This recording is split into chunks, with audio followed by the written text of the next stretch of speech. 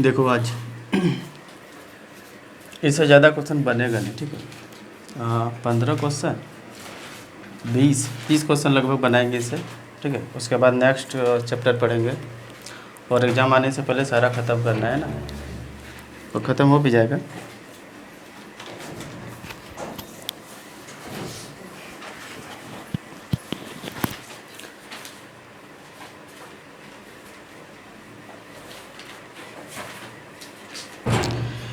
देखो क्वेश्चन क्या बोलता है, बोला क्वेश्चन भी बोलता है, क्वेश्चन नंबर 11 देखो क्या बोलता है, ध्यान से सुनो।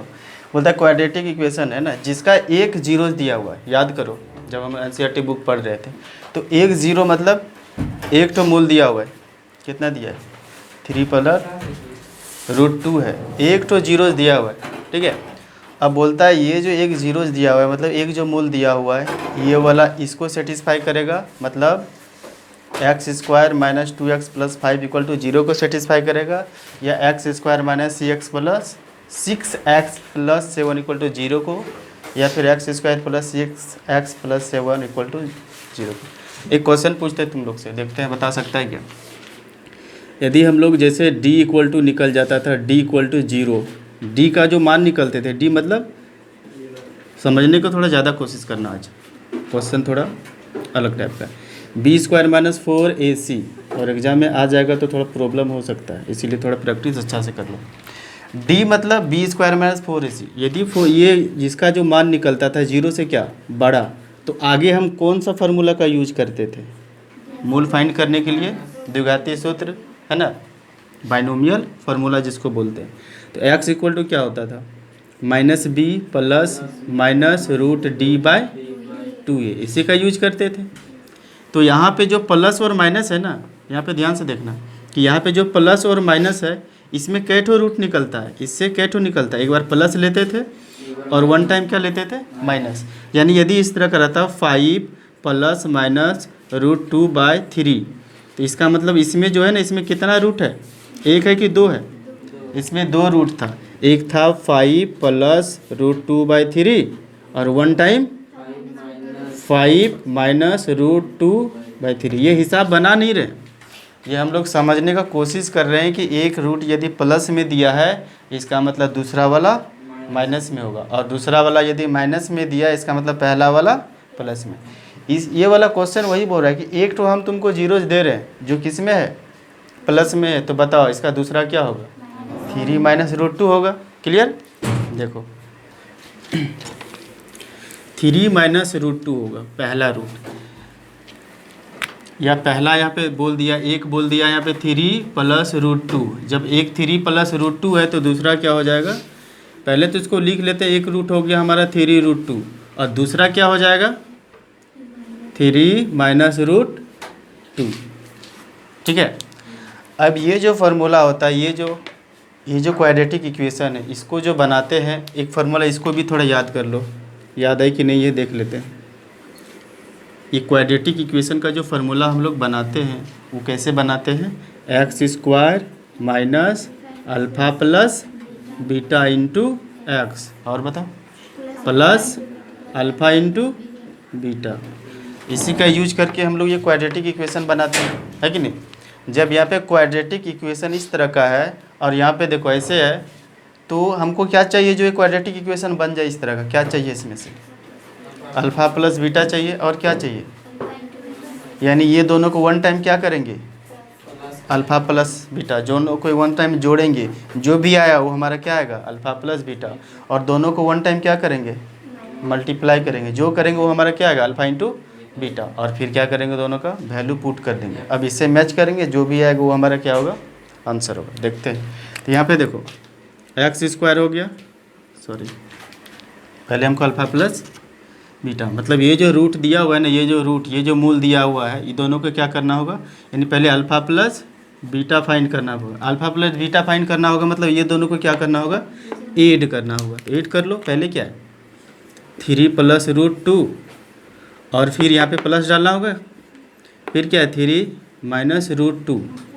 कौन कौन सा कट जाएगा बताओ, √2 और √2 कैंसिल हो जाएगा क्योंकि प्लस और माइनस है। ऐसे करके बैठ जाओ, इसको पूरा घुमाओ, ऐसा बैठो कि दिख जाए। अब देखो यहाँ पे -√2 और +√2 क्या हो गया, कैंसिल हो गया, यानी माइनस और प्लस कैंसिल हो गया, कैंसिल हो गया, बचा क्या 3 और 3 6। कोई दिक्कत? हमारा क्या निकल गया अल्फ़ा प्लस बीटा, और हमको क्या निकलना है अल्फ़ा इंटू बीटा, मतलब दोनों को वन टाइम क्या करना होगा मल्टीप्लाई करना होगा। मल्टीप्लाई करो 3 + √2 मल्टीप्लाई 3 - √2। एक फार्मूला यहाँ पे, एक फार्मूला को सेटिस्फाई करेगा। कौन सा फार्मूला? गुड। यानी एक बार a + b और a - b है तो क्या करेंगे a + b और a - b। तो a + b और a - b रहता है तो एक फार्मूला होता है a² - b²। यानी क्या करना पड़ेगा 3 को लेंगे और 3 का क्या कर देंगे स्क्वायर, 3 को लेकर के क्या करेंगे स्क्वायर, और माइनस √2 को लेकर के आ जाओ, √2 को लेकर के क्या करेंगे स्क्वायर करेंगे। ठीक है, अब 3 का स्क्वायर क्या होगा 9 और √2 का स्क्वायर क्या होगा 2। तो 9 में 2 गया, कहाँ गया 7 बच गया। ठीक है, यानी हमारा अल्फ़ा इंटू बीटा क्या हुआ 7, और अल्फ़ा इंटू बीटा हो गया 7, और अल्फ़ा प्लस बीटा क्या हो गया 6। ठीक है, जब ये 6 हुआ और ये 7 हुआ तो अल्फ़ा प्लस बीटा की जगह हम क्या डाल देंगे 6। तो यहाँ पे देखो अल्फ़ा प्लस बीटा की जगह हम क्या डाल देते हैं 6, और अल्फ़ा इंटू बीटा की जगह कितना लिखेंगे 7। तो यहाँ पे अल्फ़ा इंटू बीटा की जगह हम लोग लिखते हैं 7 = 0। अब ये वाला जिसको सेटिस्फाई करेगा वो आंसर होगा कितना नंबर बी नंबर। देखो x² - 6x + 7 x² - 6x + 7, यानी ये हो गया आंसर। 20 सेकंड देते हैं इसको नोट करने के लिए, 20 सेकंड। ठीक है, 20 सेकंड में इसको लिख लो क्योंकि थोड़ा अल्टर है।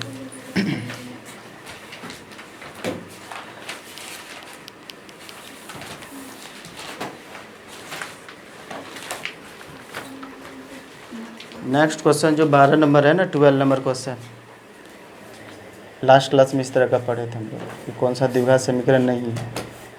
यहाँ पे सबसे ज़्यादा दिमाग लगाना है क्या है, नहीं में ध्यान देना, नहीं तो एग्ज़ाम में है वाला मार के आ जाएगा। और टिक गोल घेरा किस में करना है, नहीं वाला।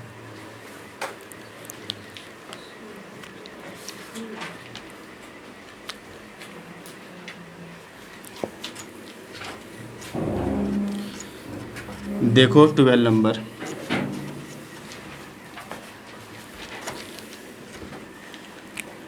ट्वेल्व नंबर बनाना या ऐसे भी बनता है, ऐसे बन सकता है 12 नंबर क्वेश्चन, उसमें एडजस्ट हो जाए बीच वाला।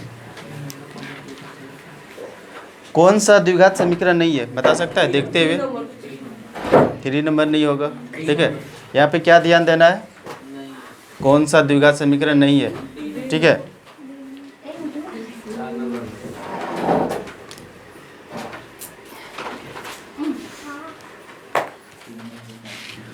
अब यहाँ पे ध्यान से देखो कौन सा द्विघात समीकरण नहीं है। अब नहीं वाला कौन सा है, ये तो है, ये भी है और ये भी है, 2 घात है कि नहीं, ये नहीं है, इसका मतलब जिसमें द्विघात नहीं है बस।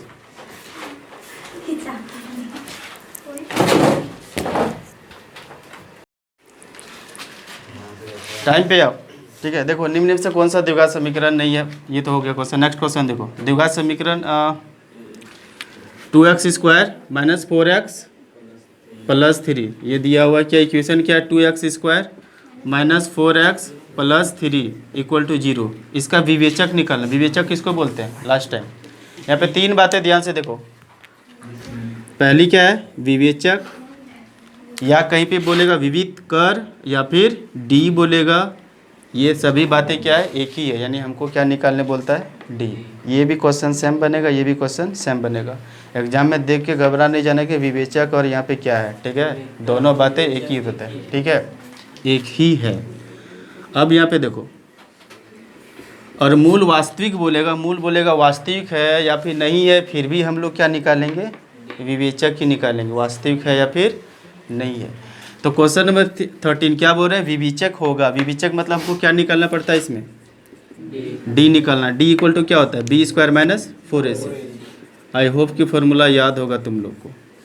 b² - 4ac फार्मूला क्या है b² - 4ac। b का मान क्या है ये देखो ये है कि नहीं, ये बताओ। माइनस को भी उठाते हैं, माइनस को भी उठाते हैं, ठीक है।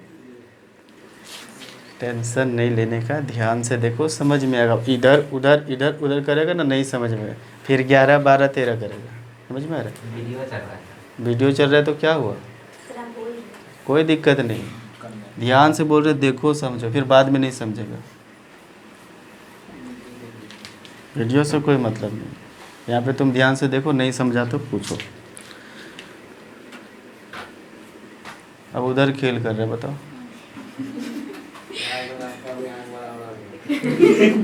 ये देखो यहाँ पे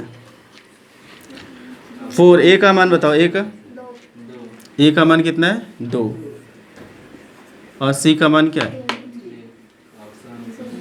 4 का स्क्वायर क्या होगा, माइनस है ना, -4 का स्क्वायर 16 ही होगा, और प्लस भी रहता है तो 16 ही होता है। क्यों, 4 दूना 8 तिया 24।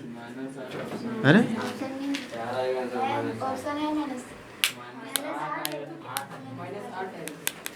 चाहिए तो ऑप्शन है ही नहीं। सही है क्या, बी स्क्वायर माइनस, क्वेश्चन सही है, क्वेश्चन सही है। बी स्क्वायर माइनस 4ac, यानी यहाँ पे क्या होगा, -8। है ही नहीं, ऑप्शन ही है नहीं, बताओ, आश्चर्य। ऑप्शन देखो यहाँ बनाते ही, यही 8 होगा शायद, लिखने में मिस्टेक हुआ होगा, है कि नहीं होगा, ये कोई, अरे ये फार्मूला बेस माइनस माइनस लगाते हैं, ऐसे एग्जाम में नहीं होगा, एग्जाम में तो सही क्वेश्चन आएगा, लिखने में थोड़ा मिस्टेक हो सकता है।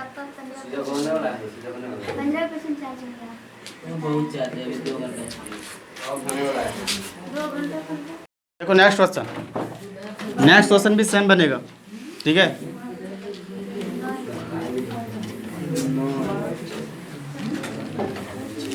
नेक्स्ट क्वेश्चन नंबर 14,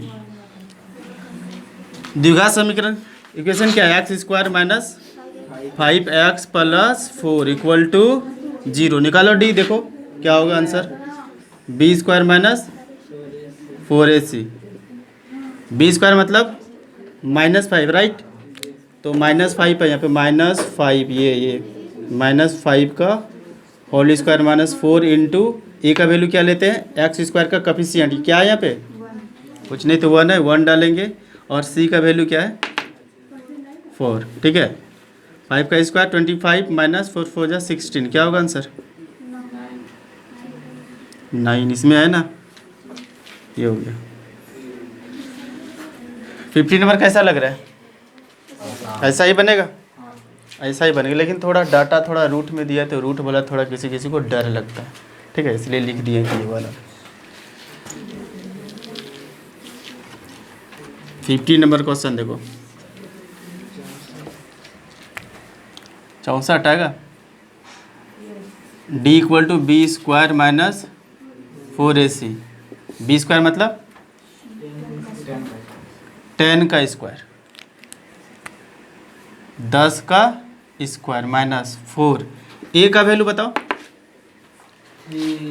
ए का वैल्यू क्या है, x² के साथ जो है, x² के साथ मतलब ये 3√3 और इंटू सी का वैल्यू क्या है, √3। सिर्फ वैल्यू पुट करो और फिर सिंप्लीफाई करो, 10 का स्क्वायर